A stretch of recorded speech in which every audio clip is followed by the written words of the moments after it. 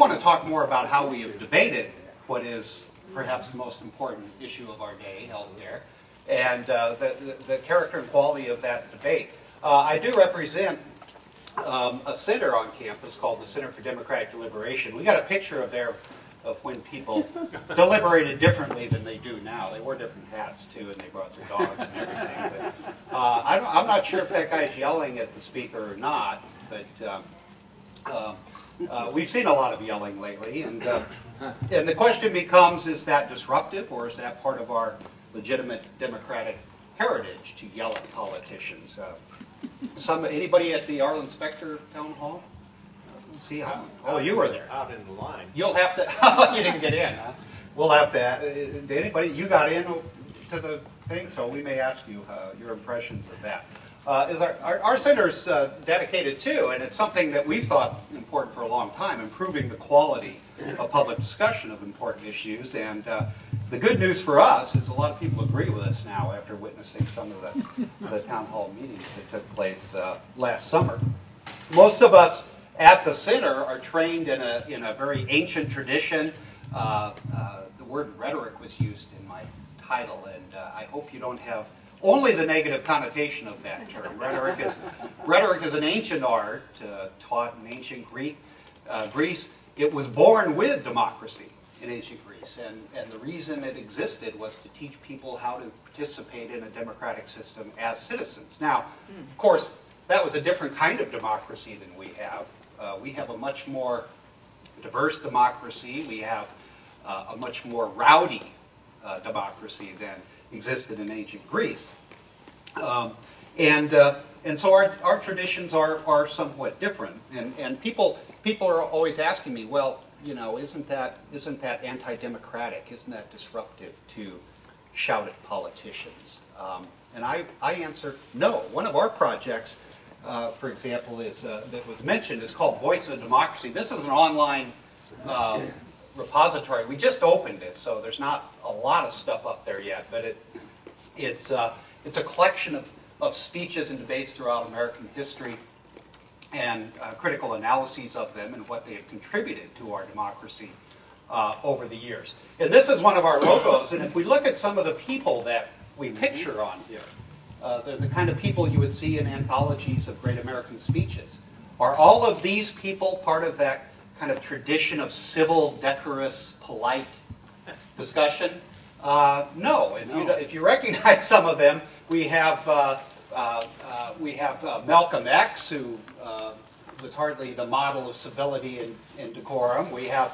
Does anybody know? We should give a prize for anybody that can name all these. Cesar Chavez. You see Cesar Chavez, who is a labor leader that stirred things up quite a bit, right? So who else? You're good. Yeah. Shirley Chisholm. Somebody recognizes Shirley Chisholm up there. Yeah. She actually was a kind of classically trained speaker in the sense that she made reasoned arguments and evidence. It wasn't a kind of wild, flame-throwing stump speaker, what they called the spellbinders early in our history. But up in the corner to the left there, you see Alice Paul, who arguably did more to get the vote for women than 70 years of women before her by being confrontational, standing in front of the White House, calling the president all sorts of nasty names, sent to jail, provoking riots, sent to jail, went on hunger strikes. So again, the point being, some of the others that would be described as disruptive, I guess, would be Wilma Mankiller, the first female head of the Cherokee Nation. Yeah, that's the name says it all. And there's your old friend John Kerry up there protesting against the war in Vietnam. So disruption, angry speech even, is part of our democratic rhetorical tradition. Yet, people seem to think something really different happened in these town hall meetings. So I want to just throw some questions out there that we're going to discuss a little bit today. I'd like to hear your views on it as well. But I'll say a few things first. We did these town hall meetings and the broader protests, the so-called teabag protests. Did you watch those on TV down in Washington? Yeah. Did those represent something new and different in American politics? How have similar strategies of disruption been used historically and to what effect? I think I've already sort of answered my view on that a little bit for you.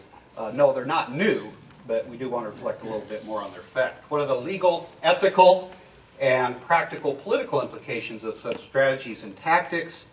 And finally, what do the use of such strategies and tactics tell us about the health of our democracy? Anybody got an opinion they want to jump in with right away? Is this a healthy democracy, or does this point to some problem? And the Democrats that I spoke to, of course, always wanted to know what's the best way to respond to those sorts of things. Some of you may have seen Barney Frank's answer to that question. Did you see that? No. Oh, well, I'll talk about it. I don't think it's a good way to respond. Well, let me start with Arlen Specter, who commented after the town hall meeting in State College he had never seen people so angry. Now, how old is Arlen? He's old, she said. He doesn't remember a lot of things. Do you remember times when people were more angry than they are even now? Yeah, I think so. Yeah, and you can go back throughout American history. I mean, before the Civil War, the Civil War is probably not a good example, because they were so angry they killed each other. But what? Revolutionary War? Yeah, I mean, we have a history of that kind of thing. But even in his lifetime, you can think of, he was alive during the McCarthy era, right? He was alive during the 60s, the days of rage. He was alive when people were punching each other out in gas lines when Jimmy Carter was president, right? You know, there's been a lot of anger in American politics. So for him to say that seems sort of strange. One of his aides actually said something more accurate. We have a long history of yelling at politicians in America. So I think that's probably a lot more accurate. But what is the purpose? What purposes and what effects result from that kind of strategy? Do you think the people who yelled at these town hall meetings accomplished anything? What did they accomplish? Oh, en masse, it kept the debate open. They got a lot of attention, didn't they? I would say, you know, they were actually imitating, and actually one of the leaders of the groups that organized some of the Tea Party protests and the town hall disruptions is a fellow named Richard Viguerie. He's written some books about the so-called New Right in American politics. He used to raise money for conservative causes. He still does, I guess. But going back to the 70s. And he was once asked, where did you learn your tactics? And he said, from studying the New Left in the 60s, right? What they did is they went, you know, there's where you saw people shouting down speakers, disrupting meetings. Ted Kennedy used to go around and try to speak on college campuses in the late 60s and 70s and get shouted down, not be allowed to speak. So, again, that's where they learned it, was from studying some of the more radical factions of the New Left. What does it do for the protesters themselves? There's something to be said for the argument that these protests were not actually about health care. Do you understand what I'm saying? I think a lot of people came to these meetings because they have concerns about health care, but others came because they're just kind of unhappy with the world's going. They have a kind of nostalgic view. The world's changing. We don't like where the country's going. I want, one woman in Lebanon, Pennsylvania said, I want my country back. Yeah. Right? So it's not really about healthcare, right? It's about them seeing themselves as part of a class that's now being kind of neglected or left behind and marginalized, and all the things that people on the left used to say, right? So, having said that, how do these tactics work? They do get media attention. But they also can backfire. In the 60s, a lot of the media attention focused on the more radical protesters, distracted from the arguments that the more moderate protesters against the war were making. If people could argue, and I told the Democrats this when I talked to the Democrat club, I said, you could learn a lesson from Richard Nixon. They were horrified. But what am I getting at? Richard Nixon gave a great speech called The Great Silent Majority after he got elected.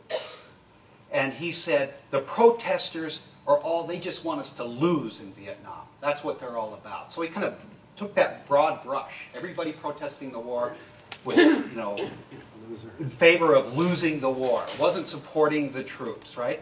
And he said, the great silent majority is with me. And a lot of people said, yeah, I'm part of that great silent majority. And the press coverage became more positive toward Nixon. He managed to keep that war going for another 4 years, right? And trounced an anti-war candidate in the 72 election. Because people rejected and rebelled against the radical faction of the anti-war movement and associated everybody with that. Now, do we see some of that happening here? I think you're starting to see it in some of the media, where people are focusing the attention on the means of the healthcare protesters rather than the arguments they make. A lot of people have legitimate concerns about the healthcare proposals that are being made. It's a big change, right? And what some of the Democrats are doing, and they didn't like to hear me say this, but I said they're chasing red herrings. You know that term? Oh, yeah. The red herring, you know, that it actually comes from an old practice they used to get hunting dogs off the track using a real fish, you know, to create a scent that gets somebody off the track. Well, that's what it is in argumentation theory. We have a red herring, which is we get people to worry about all these people saying, oh, they're going to kill grandma, right? That's a red herring, right? And so all the Democrats are trying to refute that, oh, we're not going to kill grandma. Well, that's a red herring. That's not a real issue, right? It's a highly emotional issue that's designed to distract people from the real issues. Now, what are the real issues that people have? Well, is how much is this going to cost us, right? Am I going to be able to keep my plan? Now, Obama says, sure, you can keep your plan. FactCheck.org, which is actually a nonpartisan, actually a liberal group, says, we're not sure about that because the incentives in the plan may get some employers to drop their coverage. So, you know, there's complex issues here. There's no right and wrong, but they're important issues. People have legitimate concerns, and too many people are chasing, I would argue, the red herrings. Killing grandmother, death panels, all that stuff. Don't you draw a distinction between angry speech and preventing other people from expressing their point of view or preventing the speaker from presenting his or her point of view? Yeah, I sure do.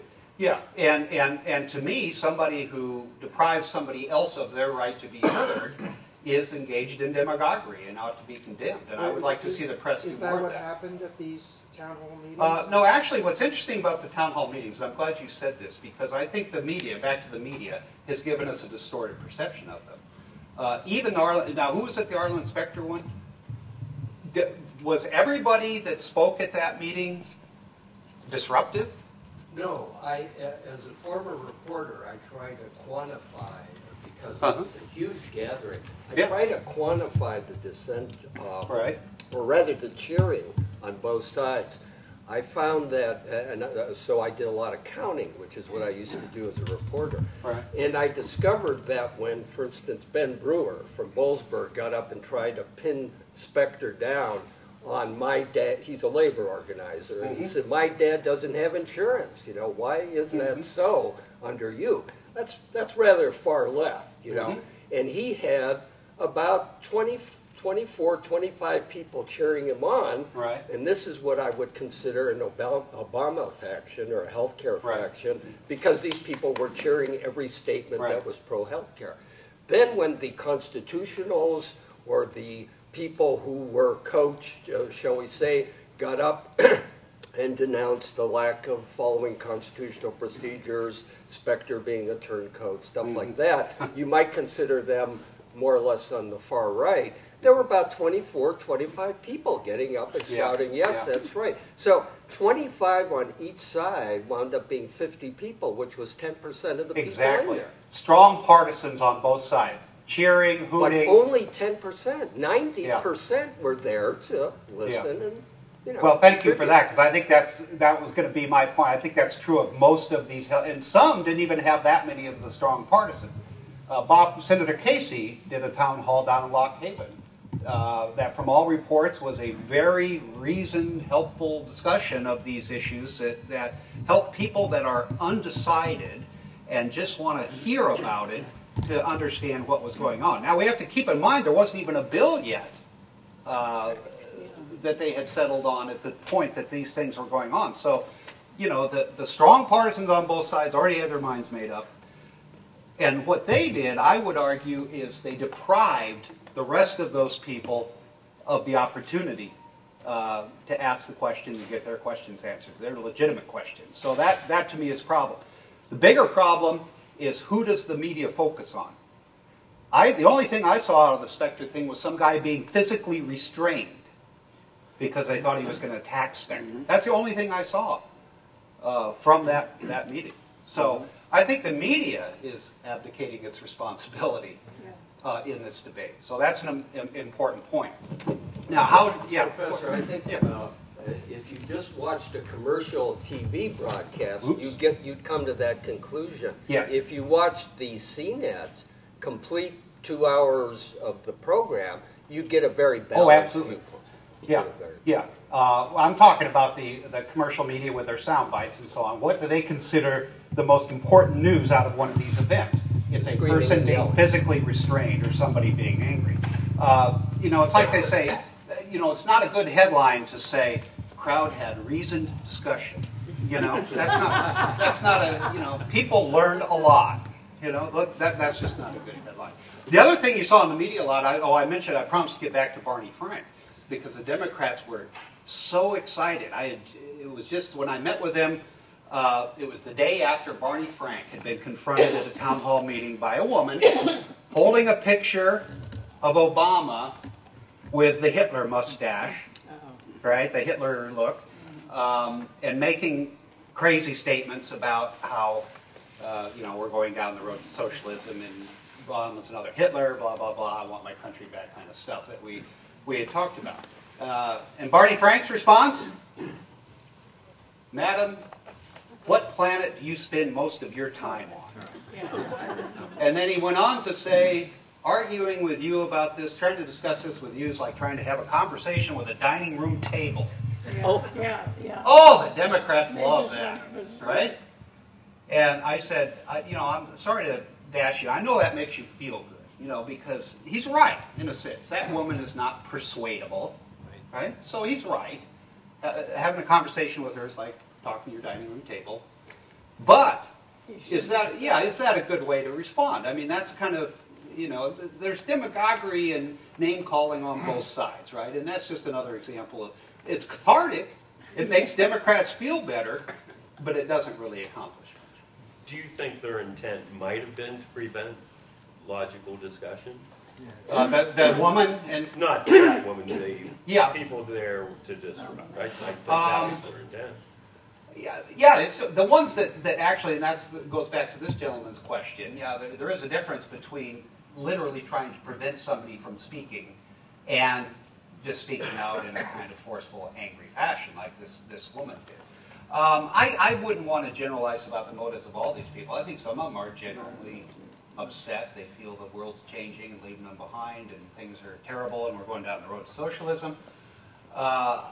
But people like Richard Bigry that I mentioned, the strategists behind some of these groups, that's very much their thinking, is to disrupt and prevent the debate from occurring. In talking about responses in the general area of rhetoric, is it a bad idea to call a lie a lie? No. The problem is that a lot of these issues are what go back to Aristotelian theory that's 2,000 years old. They're in what Aristotle called the realm of the contingent. There's no black and white easy answer. They're complicated. So, Obama's statement, for example, fact check said, well, it may or may not be true. It's not clear when you predict the effects in the future of a new policy, whether it's going to, how much is it going to cost? You're making projections. You're guessing, educated guesses, we hope. But so I wouldn't say if it turns out that some people do lose their health care under the Obama plan, and he promised that wouldn't happen, then we should say he's a liar and get rid. No, because he's not. He's basing his argument on his information. I don't think he's intentionally lying. Now there were blatant, obvious, factual lies perpetuated, I think, on both sides during this debate that are demonstrably untrue. Right? I think the death panels thing is a case of that. What else would, I'm trying to think what other issues came up. So to bring socialism. Well, the socialism, it's you know, the problem is that's just an abstract term. You know, what does that mean? You know, and to say this is taking us down the road to socialism. They used to say communism, you know, during the 50s. Yeah, I'd say, see, I'd label that not so much a lie as just a fear appeal. You know, it's an emotional appeal. So, yeah, I think Obama in his big speech to Congress did try to call them on some things that I think were lies. But some of these things are just kind of, you know, he's trying to talk about fear appeals that are being made. You know, it's not about going down the road. It's not, you know, we're going to pull a plug on Granny. It's a fear appeal. You know, it's, yeah. Isn't the game playing to the media, knowing what the media are going to publicize? Absolutely. So it's all a strategy game to distract the general population because they know the media is going to help them distract the general population. Yeah. Well, I think that's true about the brain trusts behind some of these organizations that have organized people. But I think the ordinary citizens who show up are probably convinced of some of these things. You know, one of the problems with our media right now is we have what I call echo chambers, where people listen to the, you know, these opinionated news channels that reinforce the views they already have. You know, I think we need a law that forces all conservatives to watch MSNBC and all liberals to watch Fox News, right? You know, because they never hear the other side because they just listen to these stations that reinforce their existing views. What's that? They know the other side is bad. They already know the other side's bad, even though they don't know what the other side is. Yeah, So, yeah, I think that's part of the problem. And it's something, you know, again, it's an educational problem, too. It's not just the media. And we fight this battle with our students every day. You know, I have students come in, and I love this example. They come in, and they're all upset about these anti-abortion protesters up on campus. Did you see that? Yeah. You know, and they're showing these gruesome pictures, right? Oh, that's terrible. The students will say, and so I say, well, would you agree that showing gruesome pictures from the Holocaust or from nuclear war would be terrible too? Well, that's different. You know, because they agree with the cause. So I try to get them to distinguish between means and ends, right?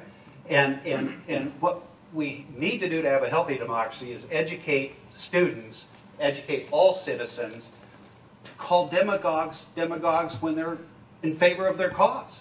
And I do that in some of my work, and I get in trouble all the time. You know, I don't think I'm in favor of war, but I wrote a book criticizing some of the anti-war movement's rhetoric because I thought it was misleading and deceptive and doing the same kinds of things that we're seeing these Tea Party people doing, right? And of course, I go to a conference and people yell at me, oh, you must be in favor of nuclear war. No, that's not the point. I'm in favor of reasoned discussion of these difficult issues, and not trying to scare people into agreeing with you. Yeah. I think you didn't complete your thought. You said there were lies on both sides. What were the lies on the Democratic side that were comparable to the death panel? Well, again, there probably aren't any that was true. I'll grant you that. No, I'm not inclined to say there are so much lies. I'm saying there are what I would argue are sort of irresponsible rhetorical strategies being used on both sides. I would prefer to say that. I don't know if, because again, you know, a lot of these things, whether they're lies or not, remain to be seen. You know, if there a lot of predictions are being made about what's going to happen, and we don't really know. But I would say, for example, I've been listening to, there's a new talk radio show on the left now, right? For the echo chamber. If you're a good liberal, you listen to Ed Schultz. You heard him? Yeah. Right? I think his rhetorical techniques and strategies are indistinguishable from Rush Limbaugh. He engages in name-calling. He engages in fear appeals. He engages in race baiting.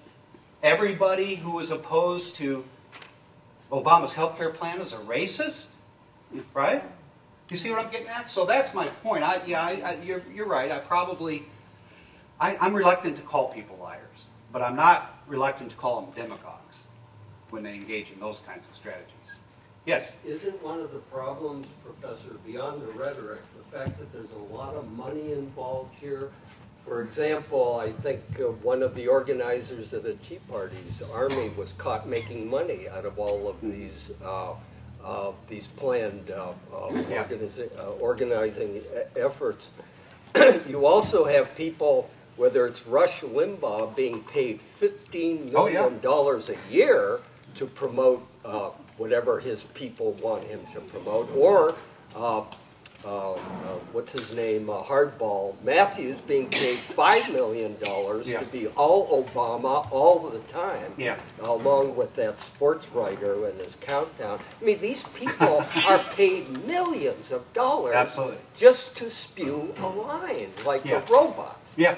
Well, I think that's right, and that is a problem. And there's also money, by the way, being funneled into some of these group of organizing the lobbying from the healthcare industry, other places. So money in politics certainly is a big issue. But again, as long as there's an audience for Rush Limbaugh, you know, they're going to justify that. But so, you know, again, I think it's an educational problem at its root.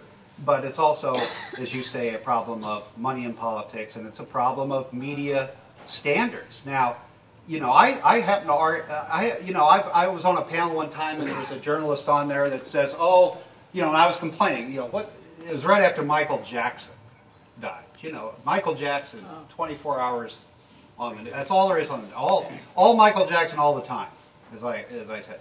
And the journalist's response is, well, we're just giving the people what they want. I'm not sure that's true. There is an audience that doesn't want that, but the lowest common denominator perhaps wants it. There is money in it, right? But I also think the media still have a responsibility, and I use the analogy, you know, to make us eat our broccoli, you know, to give us stuff we need as well as the junk food that we might want, right? So, you know, it's a complex issue, but you're absolutely right. Money is a big problem. And there was another question over here. I'll come back. Yeah. I was wondering, there's a certain extent to which these tactics, and you've kind of alluded to this a couple of times, are a game of one-upmanship, right? Yeah. Where you have, if one side is very interested in reasoned, deliberative discourse, and the other side is screaming and yelling and waving flags and whatever, and they're getting all the coverage, then the side of the gods, or whatever you want to call it, feels that they have to adopt those tactics in order to get attention. Is there a way out of that, do you think? Or well, again, yeah, it goes back to, I think, and we do see it. I think more and more young people, for example, absolutely reject that kind of polarized debate. And it's because we, I think, are doing a better job, maybe, of making them critical consumers of media. There's something called media literacy that we're trying to teach, where students say, geez, you know, that's really, here's why that's misleading and deceptive. You actually teach some of that, I think. So, now come to think of it. So, you know, it's a big challenge. The way out of it is a more informed and more critical and more enlightened citizenry. So that's support our center. That's what we're trying to do. Yeah. One antidote that has been proposed is greater exposure to the details. Mm-hmm. So we have people talking about a law to allow 72 hours between the availability of a bill and the voting on the bill. And it's 1,100 pages long. And not even the news media are going to read it. Yeah. It reminds me of what happened when, years ago, IBM was asked for information to defend against a monopoly charge. Right.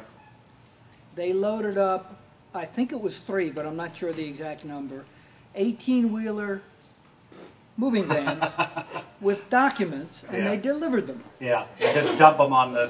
There it is. There it is. Okay. There's our response. Yeah. Right. Yeah.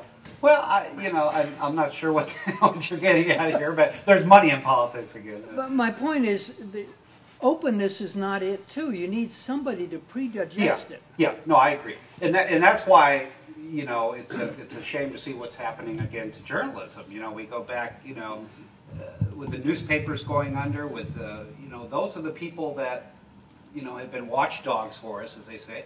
They have unfortunately been becoming more of Selling ads. of entertainers, as you're suggesting. People like Rush Limbaugh. He's not a journalist. He's an entertainer. He himself says that. Glenn Beck, same thing. He's an old disc jockey that figured out he can make millions of dollars by scaring the hell out of people, right? So, that's not journalism. We need to try to save journalism. That's important. But there's also a lot of good sources of these think tanks and foundations and groups like factcheck.org that provide information if people want it, if they want to look for it. You can find good, unbiased information on the healthcare debate, but you have to take the responsibility as a citizen to go find it, right? And you have to be literate, and it's increasingly hard in this internet world. How do you, our kids come in and they don't know the difference between a good and a bad website. So that's something we have to teach them. What's the difference between a credible and a not so credible website? When some of these students show up on our doorstep at 18 years of age, they think we never landed on the moon because they read that on the internet, right? They believe in all these conspiracy theories. So, it's a challenge. I admit it, but that's why there are so many of these groups like our center trying to at least push back the tide. And we all need to support our local newspapers and our journalists and like I said, speak out against the demagogues. We need to be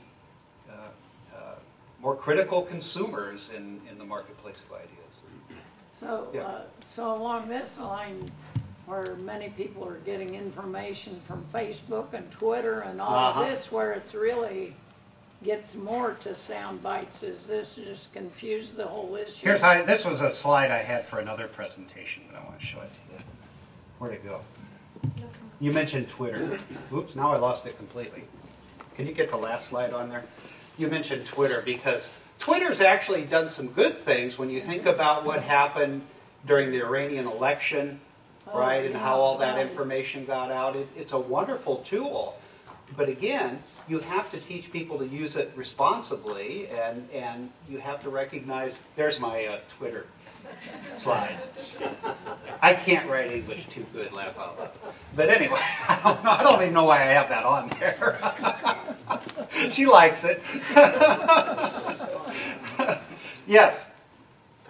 In terms of how this contributes to the mechanism of democracy, you've been talking primarily, not exclusively, as if all these protests were spontaneous and individual. Could you say something about the distinction people are drawing between grassroots and astroturf? No, I don't think I suggested that. I didn't mean to if I did suggest that. But what on the other side of the coin is I would not say they were everybody that came out to these healthcare things was part of an organized conspiracy either. I think people came for a lot of different reasons. I think the people who were silenced by the organized protesters were the people who had legitimate questions. And I think our former journalist made that point, that there were a lot of people there that came because they wanted to learn about this. They had legitimate questions about the cost, about whether the government can really run an operation like this, and so on. And the strong partisans kind of drowned them out and stole the show. Now, I think there are some real grassroots objections to healthcare, but there are also some organized ones. That's very clear. Richard Viguerie runs a group that has organized busloads of people to go to these things. Other groups have done that as well. So, I don't want to generalize one way or another. I think, not everybody that opposes healthcare is a racist. Not everybody, I don't like to generalize like that. So I hope I didn't leave the impression that I thought there was no grassroots concern about this. I think there is. Yeah. Well, I think we talked a lot about the first part of the title that you advertised this. Deliberation or disruption. Right. And I think people have expressed themselves about that, and everybody will have their own view, and it's not clear, and to a certain extent your view of which it is depends on which side of the issue you might be. Mm-hmm. But I'm really more interested in the second part. The lessons. The lessons from the town hall meetings on healthcare reform. And I really came to hear you or anybody speak on the lessons that they took from this these historical events. The lessons about how we debate and deliberate important public issues, that's what I think I have been speaking about a little bit. What are the lessons? Well, I think there are a lot of lessons about how to respond to these kinds of protests. There are lessons about what this says about the health of our democracy.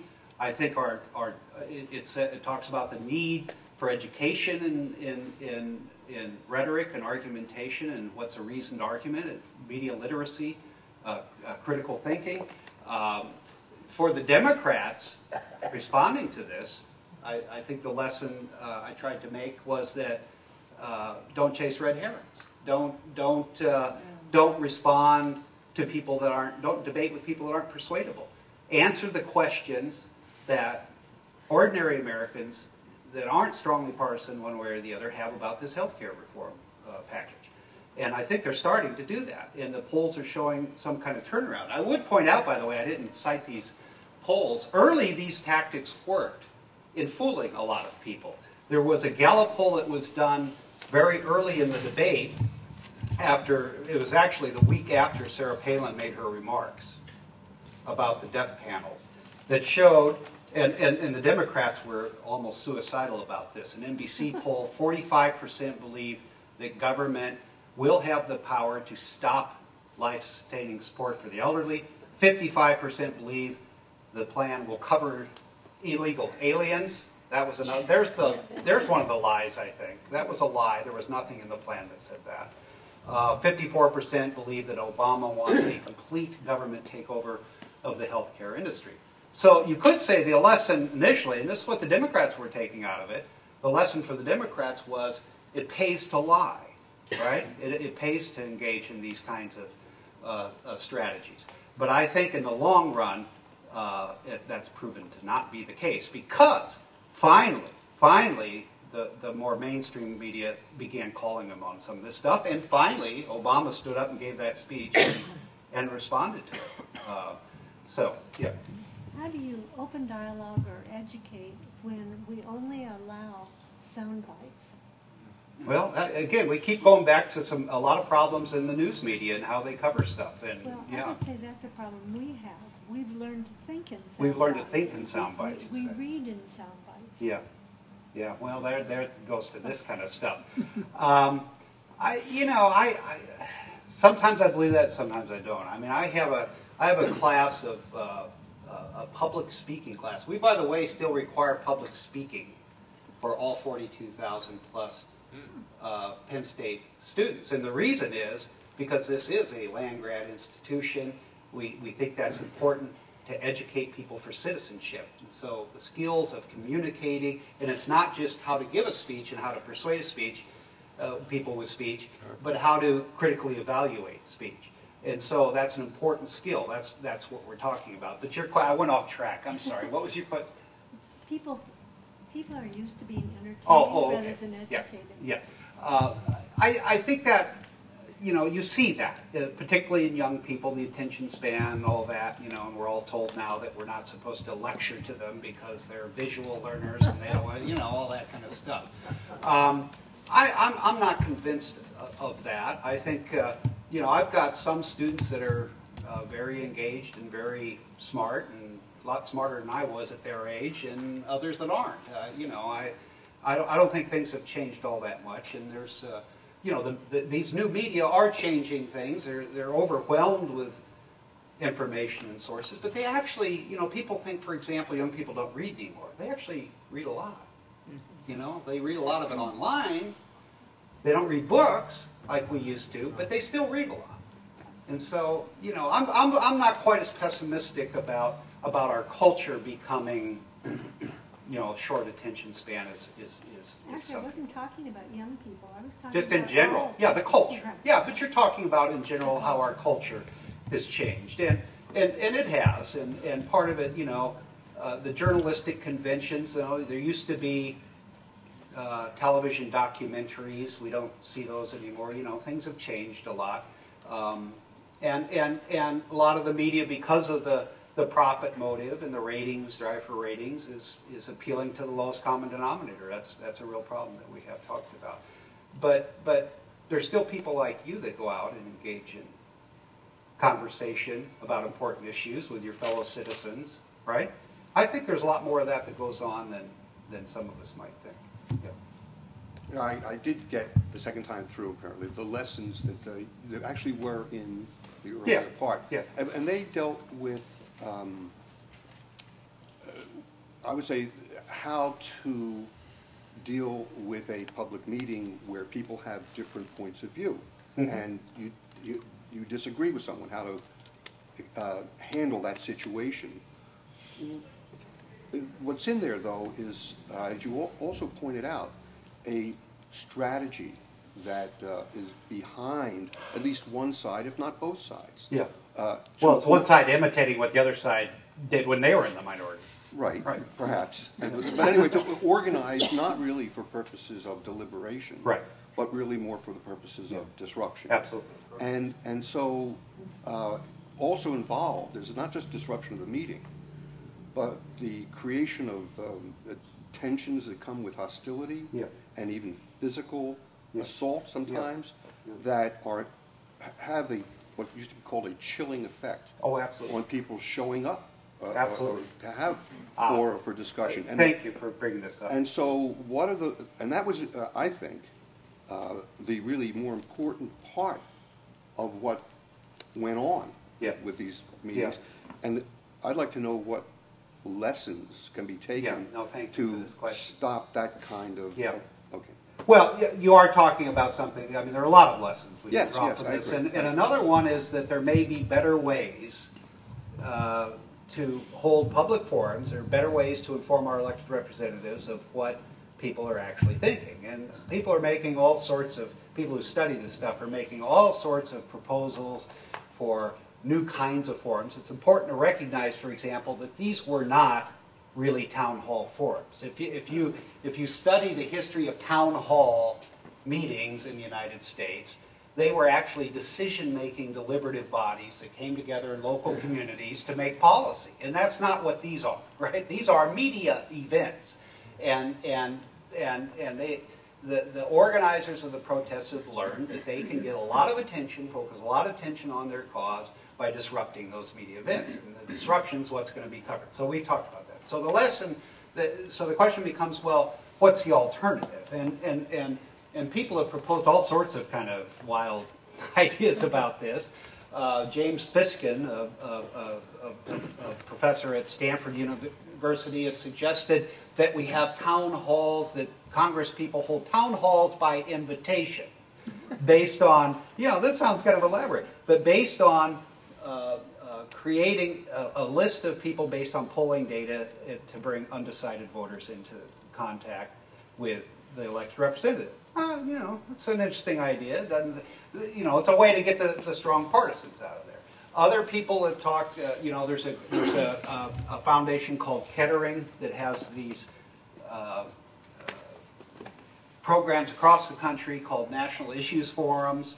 That's an attempt to bring ordinary citizens together in their local communities, provide them with information, and then have them discuss various options. Those are kind of interesting. I've attended a lot of those.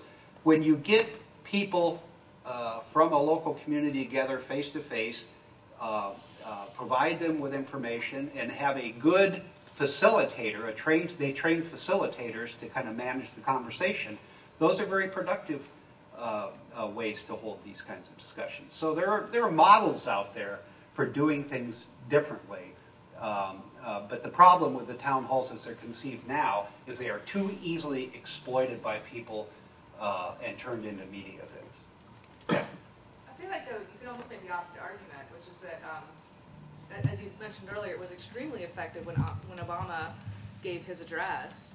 And so isn't it difficult to say whether these disruptions were truly sort of getting out of hand and usurping all the media coverage, or whether perhaps the Democratic Party let them get to that point in order to then step in and give that rationed response? Yeah, well, again, I mean, I made a couple of points. I think the extent to which these were disruptive, I think a lot of them were pretty good forums. So I did make that point earlier. But the media focus was clearly on the disruption. And yeah, I think that Obama then did a Richard Nixon.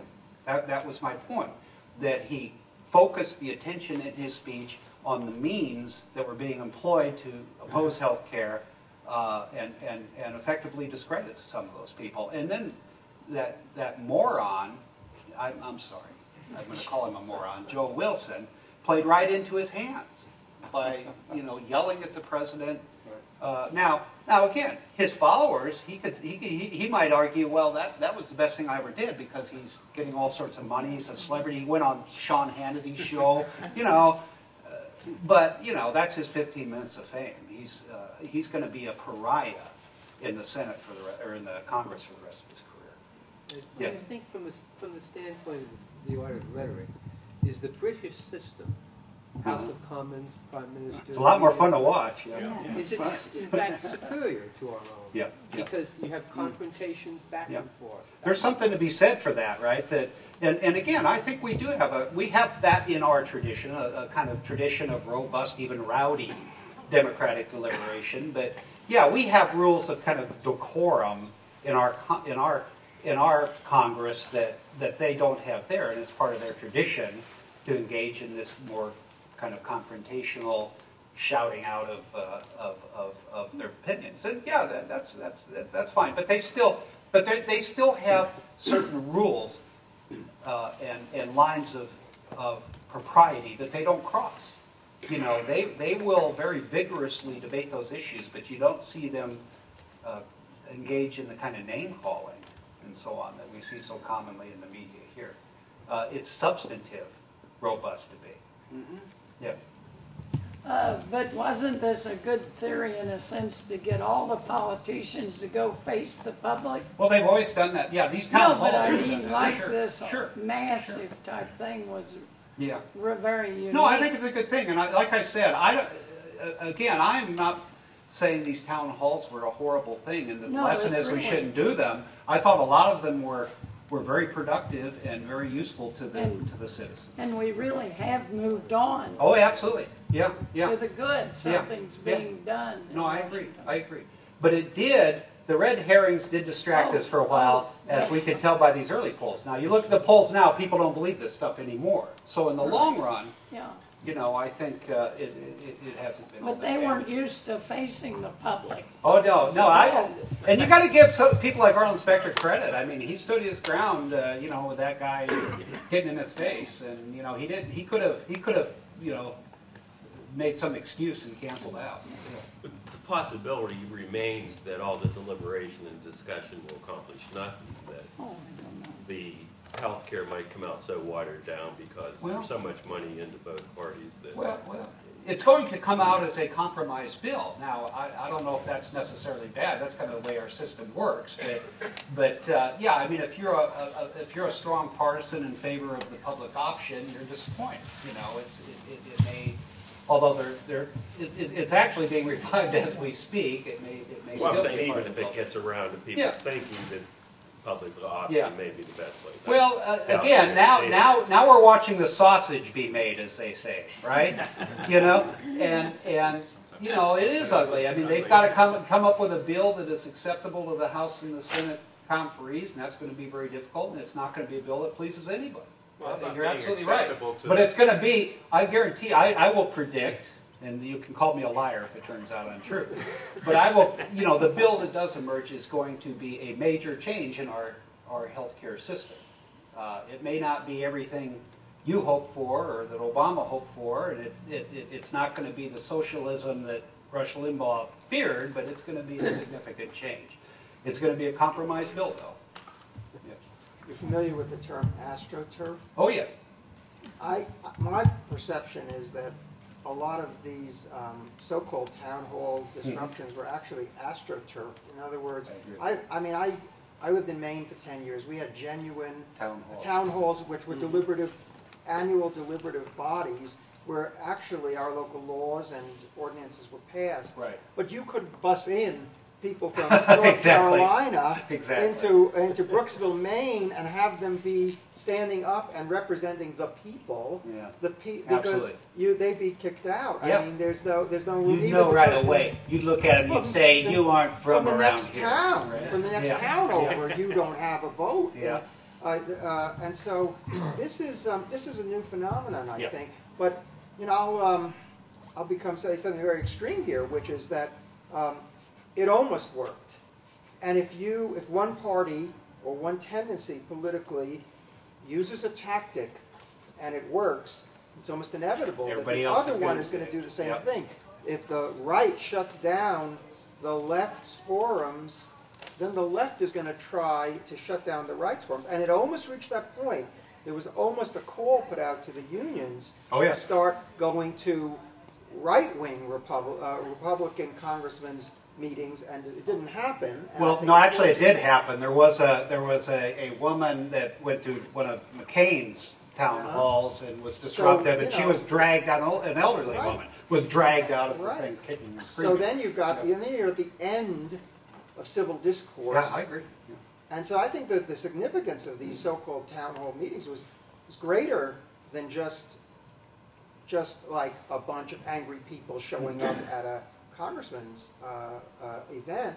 I think it really presaged almost, possibly just an end to any public dialogue over issues. Well, I think that's a little pessimistic, although I think you're right. I mean, I've made that point that when people successfully use disruptive tactics, people with causes they're not going to agree with are going to use them as well if they think they're effective. So I think that's why I would urge liberals to speak out against demagogic liberals, because the only way we save our ability to debate and deliberate these important issues reasonably is calling our own people into line when they are out of line, right? So that's kind of what I try to do sometimes when I criticize in some of my writings people I agree with, their goals, but when I believe that they have engaged in demagogic or propagandistic kinds of tactics, I call them on it because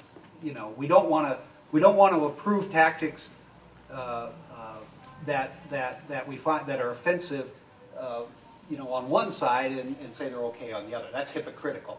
But I'm glad you brought up the notion of astroturfing. Do you all understand that meaning, that term? Yeah, the Astroturf Movement is a phrase that's now used to describe what are, in effect, phony grassroots movements. And the term, I believe, was first used with reference to an alleged movement called Wise Use. Are you familiar with this? It was an environmental movement, an alleged environmental movement, started publicizing all this stuff.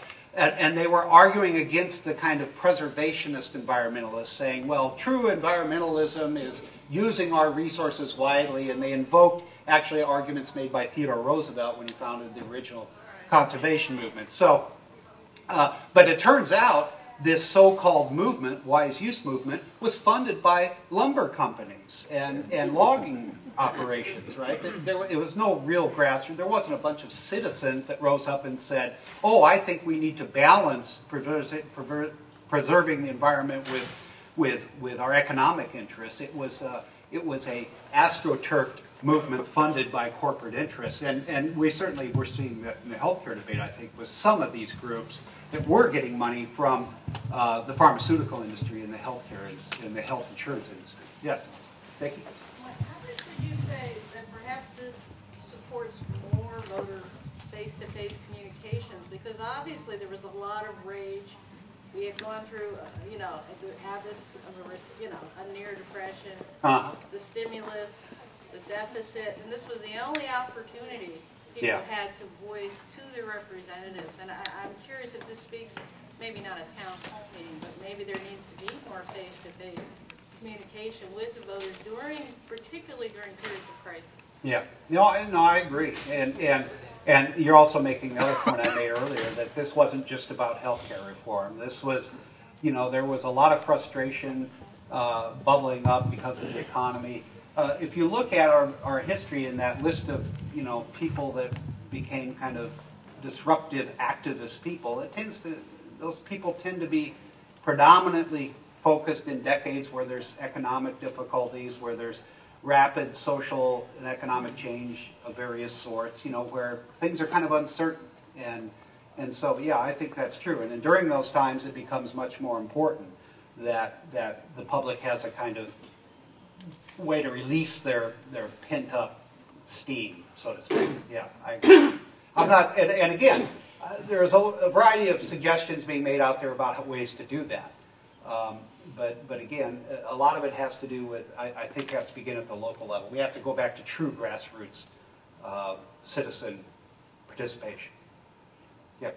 One of the things I find myself concerned about in terms of the media deterioration, journalistic, not that journalists have deteriorated, but the way things have They have too, he says. but the way things have become more of an entertainment industry and ratings driven. I have 2 young adult children who have children, and they have high-powered jobs, both parents working, busy children's lives, and working in the schools with families. I see this too.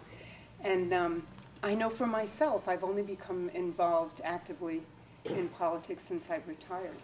And other things have been taken off my plate. I think that's an excellent point. And I guess my big fear is, and this is, I'm sorry to sound so negative, but I feel like people don't have the time to use that wonderful education that they got 15 years ago or 10 years ago to really delve into the issues and see if, find out about this organization that's sponsoring something like what you were just talking about. I think you're absolutely right. And so the information comes at them in bits and pieces, and I think there's a lot happening under the radar screen.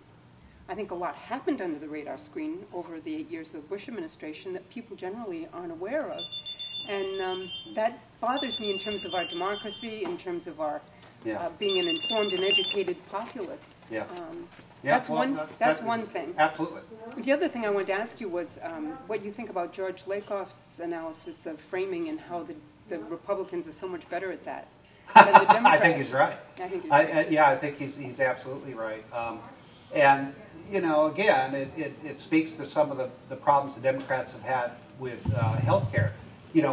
Other than chasing the red herrings and focusing on these far-right wingers that they can't possibly convince and answering all their phony charges, the other thing the Democrats have done is classic Lakoff. They've told these kind of sob stories about individual, anecdotal evidence of individuals that don't have health insurance and how horrible that is. Well, I'm a sympathetic guy, and I get teared up when I hear those stories, but they're preaching to the choir when they do that, according to Lakoff, because people who feel that we have a moral obligation to give everybody has the moral right to health care are already supporting it, right?